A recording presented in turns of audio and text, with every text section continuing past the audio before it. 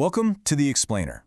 Today, we're diving into the incredible novel Half of a Yellow Sun, and we're going to use it to look at what happens when a country literally falls apart. Because big, messy political events, they're not just headlines. They're lived and breathed and suffered by real people caught right in the middle. It's a question that feels like it's straight out of a history book, but at the same time, it's so incredibly current, right? We see the headlines, we hear about the political moves, we get the dates and the statistics. But what does it actually feel like on the ground? What's the personal cost? So that's what we're going to do here. We're going to follow a few key characters to understand the massive changes in 1960s Nigeria, and to see how one giant national tragedy is really a million different personal ones. Okay, so let's set the scene. We're in the early 1960s. Nigeria has just gotten its independence from Britain, and you can just feel the excitement in the air. It's a time of big ideas, big hopes. But, as we're about to see, there were already some serious tensions bubbling just under the surface. And this is where we meet our main characters. They all come together at Nsukka University.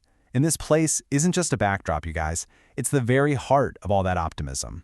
It was a place where it felt like your own personal dreams and the dreams for this brand new country, they were totally in sync. All right, so let's meet the people who are going to be our eyes and ears on the ground. They come from completely different worlds, but their stories, their loves, their arguments, their day-to-day lives are going to give us this incredibly personal, up-close look at the massive national drama that's about to explode. Take Olana, for instance. Her story just perfectly captures the big conflict of the time. She basically walks away from this wealthy, high-society life in Lagos with all its pressures for a life of intellectual debate and freedom in Nsukka. It's this epic clash, really, between old traditions and this powerful desire to choose your own path.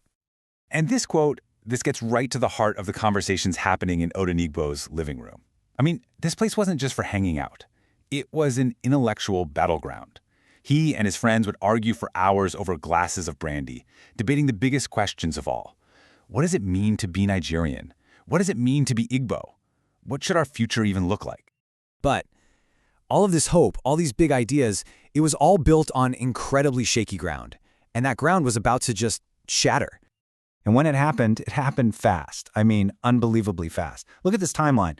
In less than a single year, the entire political system just completely unravels. It goes from a military coup that some people actually celebrated to horrific, targeted ethnic massacres.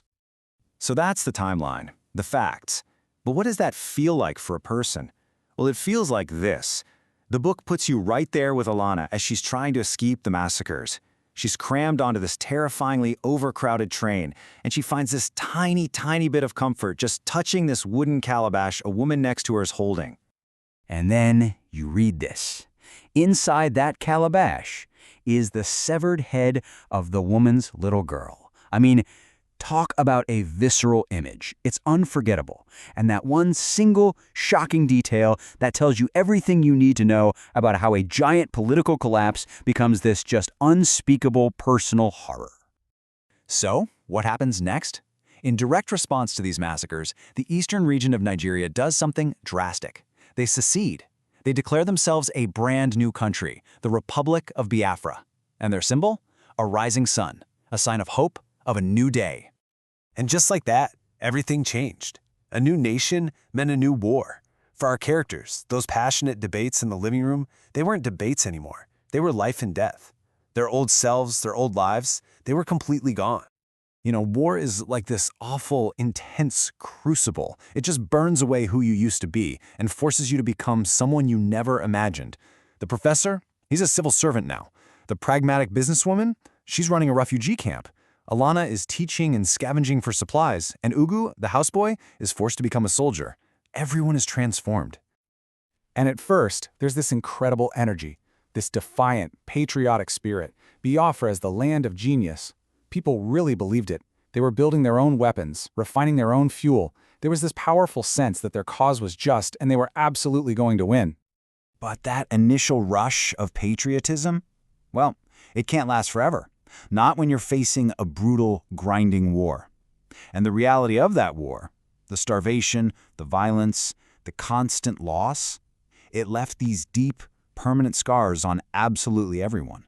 I mean, how do you even process something like this? Richard sees this during an air raid. A man is running, and then his head is just gone, but his body keeps running. The violence becomes so absolute that it literally breaks reality. It's just completely beyond comprehension. And these traumas, they don't just disappear. They echo through the years. Much later, Olana finally tells Ugru the full story of what happened on that train. And in that moment of telling, of someone actually listening, her private nightmare becomes something more. It becomes a testimony. It becomes part of the nation's story, a painful, powerful reminder of why it's so important to bear witness. So when you add it all up, the human toll is just staggering. It's not just the people who died. It's the psychological trauma, what the characters call the dark swoop. It's the constant hunger, the being forced from your home. It's the awful things people do to each other out of pure desperation. For the survivors, the end of the fighting wasn't the end of the pain. No way. It was just the beginning of trying to live with the cost. The war officially ends in 1970. Biafra is defeated. But for our characters, the story doesn't just stop. There's no going back to normal. How could there be? All they can do is try to pick up the broken pieces of their lives, their relationships, and their memories in a world that has been forever changed by what they've been through. And that's really the question the story leaves you with. It's not about politics or history, not really. It's this deeply human question.